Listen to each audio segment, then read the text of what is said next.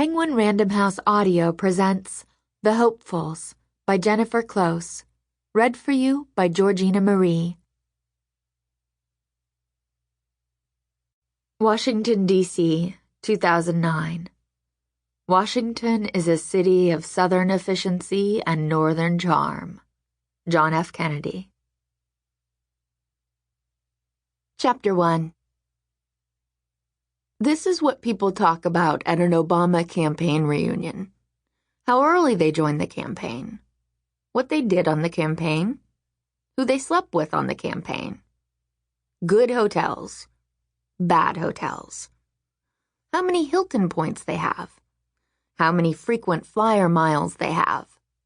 Who worked for Hillary before joining Obama. This was whispered behind the backs of former Hillary staffers, like it was a shameful secret, sort of like herpes. Inside jokes about lost luggage. How amazing Iowa was. Usually you'd hear someone say something like, "Weren't you in Iowa? Oh man, you should have been there. You missed out. It felt like we were changing the world." Then you'd brace yourself for about an hour's worth of Iowa stories. We were at a bar near the White House called The Exchange, which had a lot of TVs and smelled like bleach and dirty rags.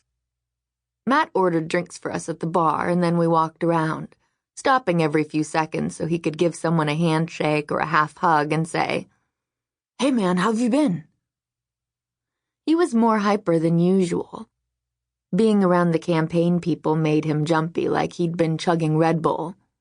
All that hope and change will do that to a person.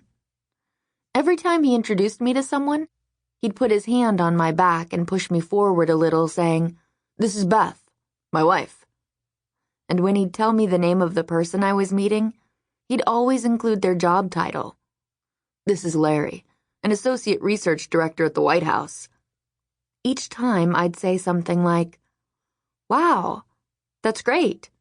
I'd no idea what any of it meant, but I did my best to look impressed.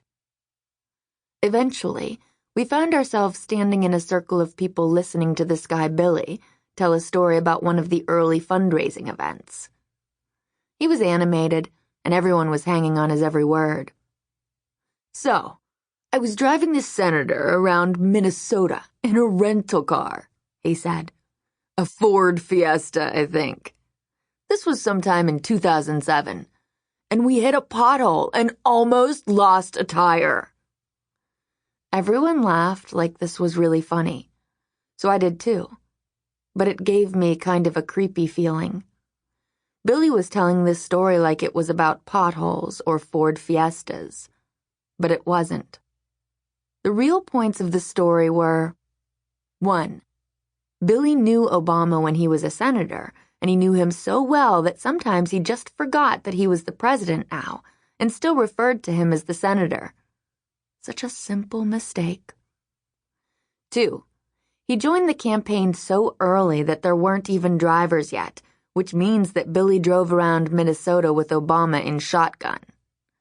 How crazy is that? How jealous is everyone? 3. And again, just to repeat it, he joined the campaign early. So early. Earlier than everyone else. Before you, definitely. He always knew Obama would be the nominee. Possibly, he was the first person in the world to know. As everyone laughed at the hilarious Ford Fiesta story, Matt put his hand on my back, and I braced myself to be introduced to someone else. But he just leaned down and whispered, "We can go soon, okay?" I nodded and tried to look like I was having fun. Like I loved being at this reunion. Which, by the way, was a really weird thing to call it, a reunion, because all of these people lived in D.C., and most of them worked together. If they wanted to reunite, they could do it over lunch or coffee or running into each other in the hallway. And so I just shrugged and said to Matt, "Sure, we can go whenever you want." Matt smiled at me like he knew I was lying, which I appreciated. I was making an effort to be positive about moving to D.C., But these people didn't make it easy. Everyone at that happy hour seemed just a little off, in a way I couldn't put my finger on. When I mentioned this to Matt, he said, "It's all people who work in politics. Nature of the beast, I guess." But as we stood there that night, listening to another story about Iowa, I had a realization. All of the people there reminded me of high school student council members, the ones who fought for pizza lunches and dance themes with great passion. They were all so eager and borderline annoying. Was Matt one of them? Had I never noticed? Had he always been this way, or just become one of them when I wasn't paying attention?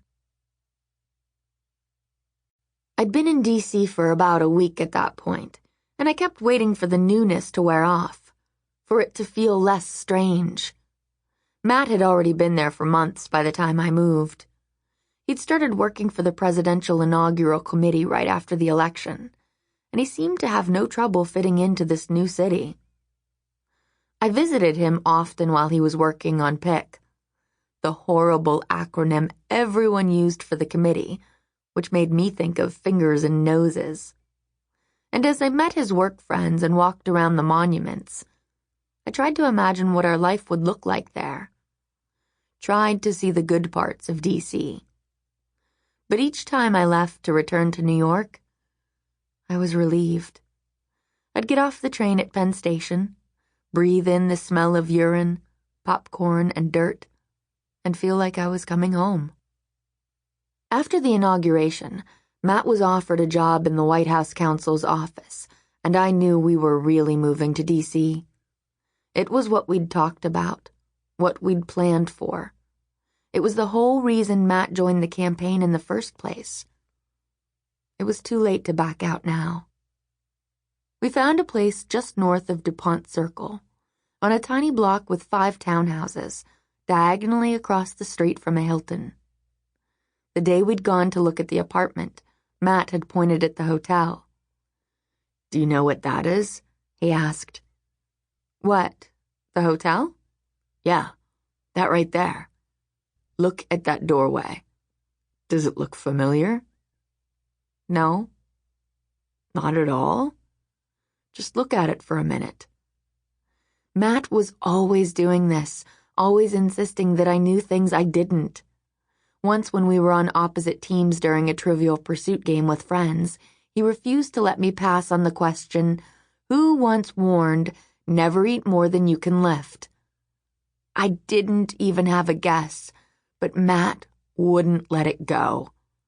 "Come on, Beth, you know this," he kept saying as our friends sat there and I got embarrassed and then mad. "I don't know," I kept insisting. The answer was Miss Piggy, and to this day, I have no idea why Matt was sure I knew the answer, but it still remains one of the biggest fights we've ever had. We didn't play Trivial Pursuit for years after that.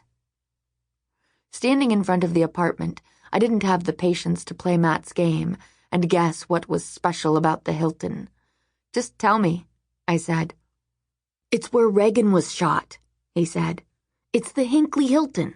Look, that's where he was coming out of the hotel, and right there is where he got shot. Crazy, right?" "Crazy," I said. I was tired of walking around and looking at apartments, and knew that my attitude was putting a sourness over the whole afternoon. Matt was just trying to lighten the mood, but it was a little weird to try to cheer me up by showing me the spot of an attempted presidential assassination, wasn't it? Although I soon found myself pointing it out to everyone who came to visit. When a friend from college who lived in Brooklyn told me that Sesame Street was filming on her block, I quickly came back with, "From our front door, you can see where Reagan was shot." Take that, Elmo. When we signed the lease, the broker took notice of Matt's jacket, a fleece with an Obama-Biden logo embroidered on the chest. These jackets were given to the staff on election night, and you saw people wearing them all over town, like badges of honor. "Did you work on the campaign?" the broker asked, and Matt nodded. Sample complete. Ready to continue?